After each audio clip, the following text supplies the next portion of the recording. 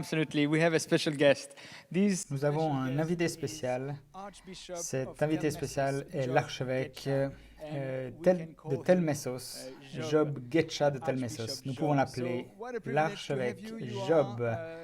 Quel privilège de vous avoir. Vous êtes là de Paris, bienvenue. Le Christ est ressuscité, le Christ est ressuscité. C'est la formule que les orthodoxes utilisent pour se saluer à Pâques. Et pour vous, Pâques sera dans un mois et nous allons parler de ça. Alors, cher archevêque Job, dites-nous pourquoi la résurrection, c'est comme ça important dans la foi orthodoxe et pour vous personnellement. Oui, alors la foi orthodoxe qui dit qu'elle est fidèle à sa tradition de 2000 ans de christianisme et depuis les premiers apôtres du Christ, en utilisant vraiment les textes aussi de Paul en 1 Corinthiens 15, si Christ n'est pas ressuscité, alors notre foi, notre prédication est inutile et notre foi est inutile. Dans la foi orthodoxe, la foi dans la résurrection, dans celui qui est ressuscité, le Christ ressuscité, c'est notre fondation de notre foi chrétienne. C'est pour ça que la résurrection, la fête de Pâques, c'est vraiment la fête des fêtes. C'est le centre de l'année liturgique. Toute la vie des chrétiens, toute la vie des croyants est basée sur cette expérience, sur cette foi, sur cette célébration. Cette salutation, c'est la manière de se dire bonjour même dans la rue, et pas seulement le jour de la Pâque, mais toute la période pascale de 50 jours entre la résurrection jusqu'à Pentecôte.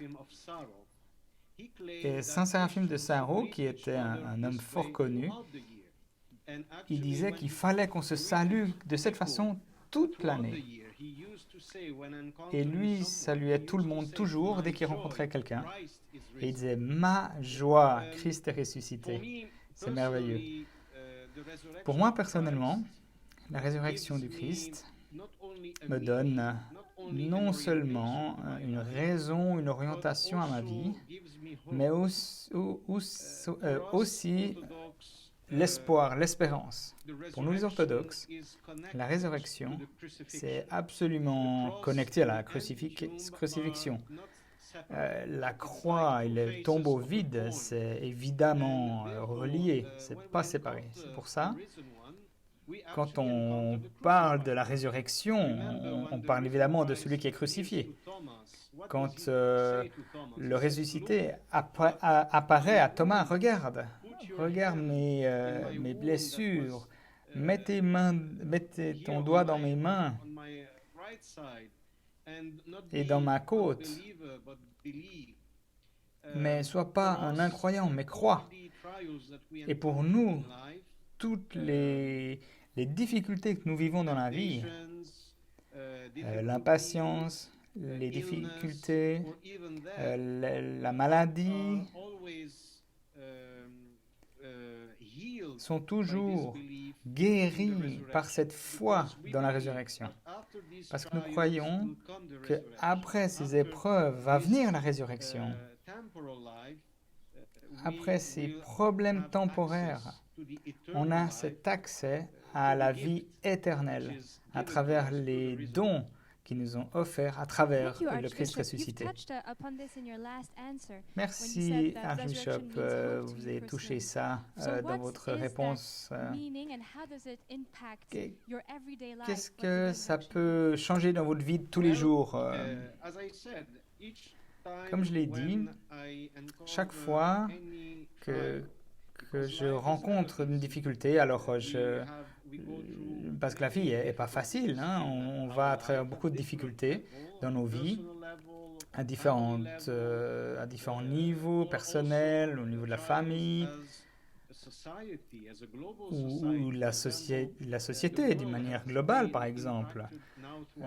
Ces temps-là, ça fait plus d'une année qu'on est impacté au niveau de la pandémie. Donc ça génère de la maladie, de la mort même. Toutes ces épreuves pourraient être transfigurées ou même transformées à travers la résurrection. Et nous savons que ce n'est pas la fin, et que ce monde n'est pas la fin de nos vies, mais qu'il y a un avenir pour la suite, une espérance. Ce n'est pas la fin de notre vie. Quelque chose d'autre, quelque chose de plus beau nous attend après la vie. Nous, les chrétiens, c'est quelque chose que nous croyons, pas seulement que nous croyons, mais que nous croyons pour toute notre vie. Et dans cette perspective orthodoxe, un chrétien, c'est celui qui attend la résurrection des corps. C'est très bien dit, et il faut que je me souvienne, chaque fois que je vous rencontre ou quelqu'un de l'Église orthodoxe, et je dois poser la question, Christ est ressuscité. Et effectivement, il est ressuscité. Et pas seulement dans la période de Pâques. Merci de nous rappeler cette force, cette puissance de la résurrection de nos vies, et spécialement avec la liturgie orthodoxe et le point de vue orthodoxe. J'ai encore une question pour vous. Cette année, c'est bien spécifique. Nous avons plusieurs semaines de différence entre Pâques orthodoxe et Pâques occidentale. Comment c'est possible qu'on a comme ça autant de semaines et pas juste la question de la date? Ce n'était pas ma question, mais vous avez mentionné un article dans votre lettre de nouvelles qui est parti ces derniers jours un peu viral au Vatican et d'autres sites web. Dites-nous un petit peu quelle est la question qui est venue comme ça si fort autour de la date de Pâques. Oui, c'est juste. Pas chaque année, mais pratiquement toutes les années, les orthodoxes et les occidentaux ne font pas Pâques la même date. Des fois, c'est la même chose, mais cette année, on avait un mois de différence. La raison, c'est que les orthodoxes utilisent le calendrier julien pour déterminer la date de Pâques, à Pâques. Et le calendrier julien a 13 jours de retard. Comme vous le savez, Pâques, ce n'est pas une date fixe. Chaque année, il change de date. C'est à cause du dimanche qui suit la pleine lune après l'équinoxe. Évidemment, quand la pleine lune se passe, c'est pour ça si on a 13 jours de différence, c'est pour ça que ça pourrait changer de date entre les orthodoxes et les occidentaux. Et comme nous utilisions le calendrier julien, la pleine lune, il y a quelques jours, n'était pas la pleine lune du printemps, puisque le printemps va démarrer dans quelques jours selon notre calendrier. Le 3. Le printemps, c'est en fait aujourd'hui le 4 avril, selon le calendrier julien. Et donc, on doit attendre la prochaine pleine lune pour avoir le dimanche après, pour avoir la célébration de Pâques. Mais peu importe,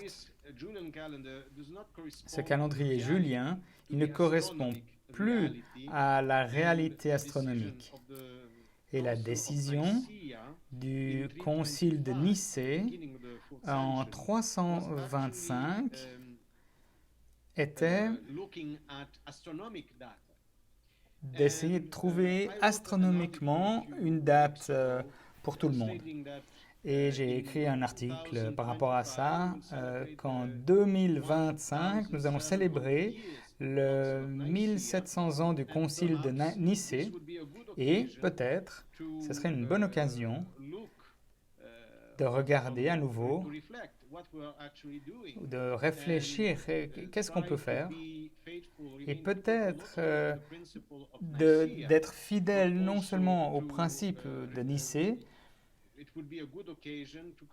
mais aussi c'est une bonne occasion de considérer la réformation du calendrier qui pourrait être plus juste par rapport aux informations astronomiques. Pour l'Église orthodoxe, ce n'est pas quelque chose de nouveau. En 1902, le début de Joachim III a suggéré que le monde orthodoxe doive considérer la possibilité d'avoir un calendrier plus juste astronomiquement. Et la même chose a été proposée en 1920 pour appeler tous les chrétiens de partout,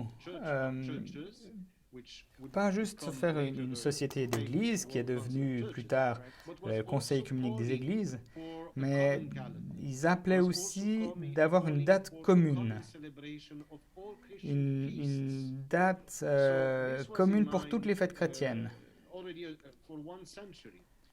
Donc ça fait plus d'un siècle qu'on y pense déjà.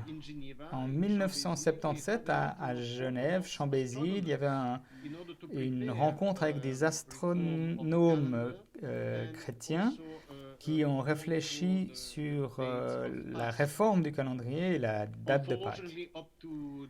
Mais jusqu'à aujourd'hui, aucune décision officielle n'a été prise là-dessus. Et bien sûr, ça devra être fait dans un concile. Et en 2016, un conseil pan-orthodoxe a été organisé. Et certaines églises ont décidé de ne pas prendre cette décision. Mais il faut que je mentionne également que le Conseil œcuménique des Églises, en 1997, à Alep, a aussi fait une réflexion sur une date commune pour Pâques, et elles ont suggéré de rester fidèles au principe du concile de Nicée en 325 et d'utiliser les données astronomiques d'aujourd'hui. Merci beaucoup pour ces explications, ces pensées. Oui. Qu'est-ce qu'on fait? Je n'ai pas réalisé moi-même qu'il y avait une différence comme ça entre les chrétiens qui célèbrent Pâques. Donc je trouve que c'est fantastique qu'on puisse voir les uns les autres ce qu'ils vivent et ce qu'ils font dans les différentes églises. Et merci encore, archevêque Job.